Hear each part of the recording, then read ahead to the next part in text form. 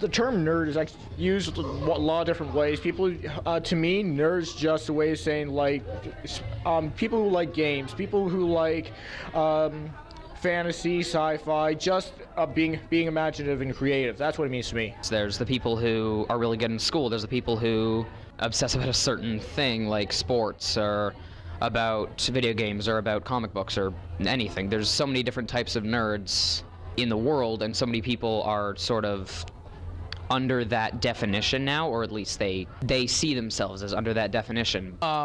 Well, originally it was actually like just the opposite of a drunk person, because it was originally spelled K-N. It was the opposite. It was just drunk backwards, so it was the exact opposite of someone like that. So like clean and not, and like, I don't know, a good person and stuff. I mean, I guess now it's more like just someone who plays a lot of video games and doesn't talk to people a lot. It means friends. It means family, my place in life, because it defines somebody out of the norm, trying to find something else out of what's put in front of their face, a fandom, something that makes them happy.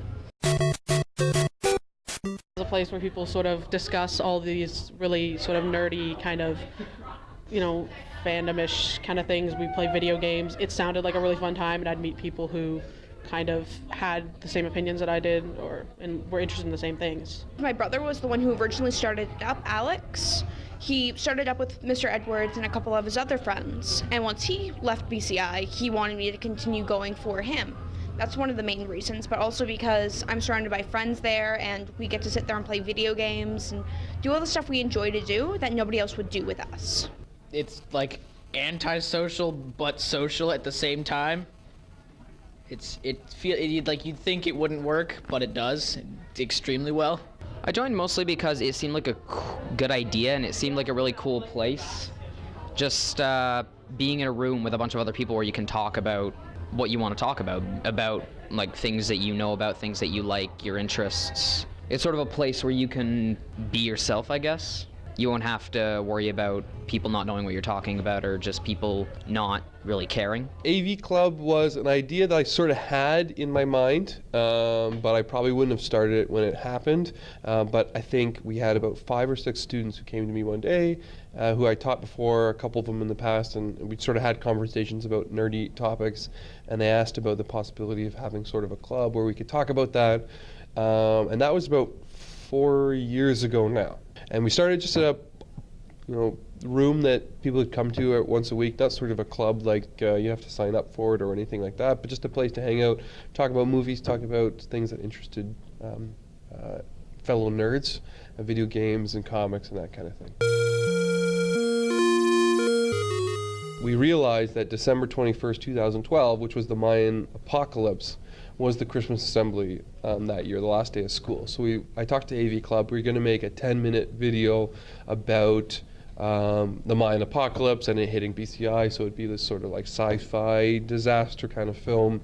The movie was called Apocalypse Not Quite Yet, and it was about an apocalypse that was unleashed from a Mayan curse laid on the school 100 years ago. Yeah, because it was when it was founded. 100 years ago. It's like a Mayan kid was bullied, so they put a curse on the school.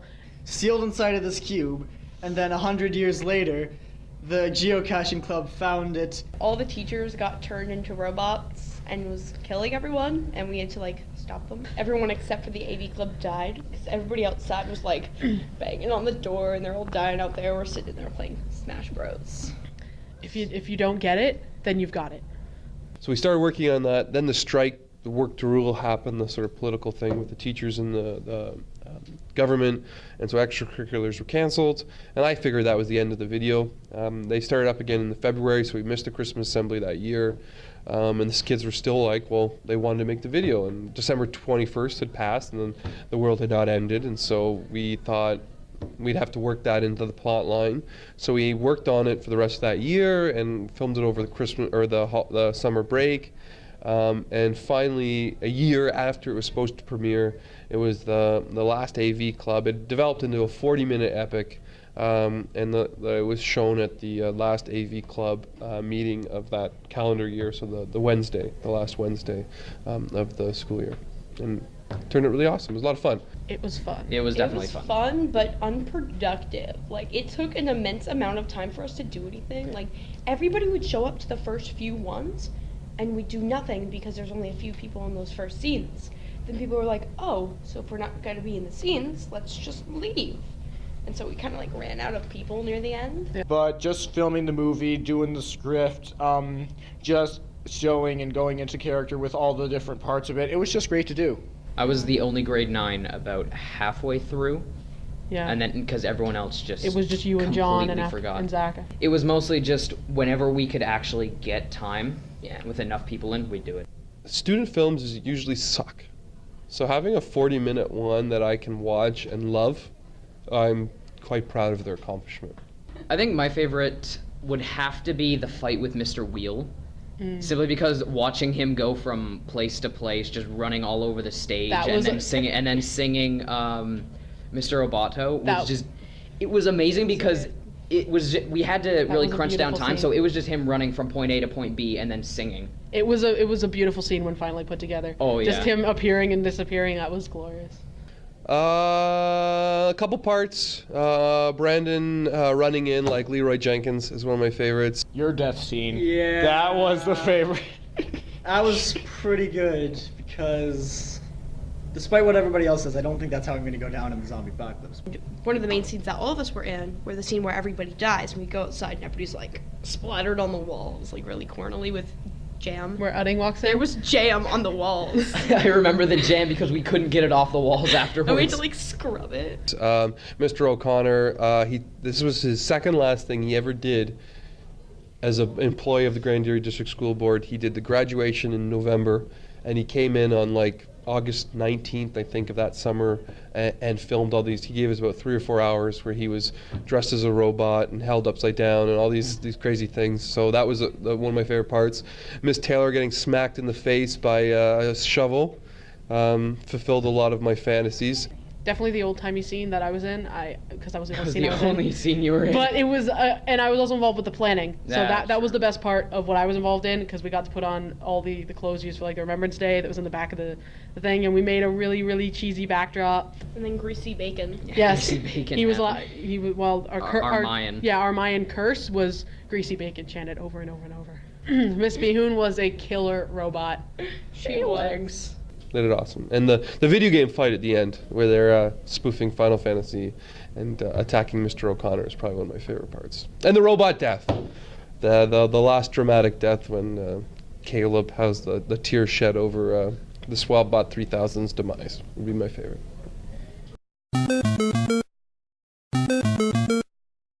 Well, tomorrow we are having our a trivia competition to find out who the biggest nerd is. So we are holding our Nerdament of Champions with questions from categories on very nerdy things, like video games and nerdy movies and miscellaneous nerd facts and trivia and stuff like that. So we need to find out who the biggest nerd in the school is, and we're going to find it out this week.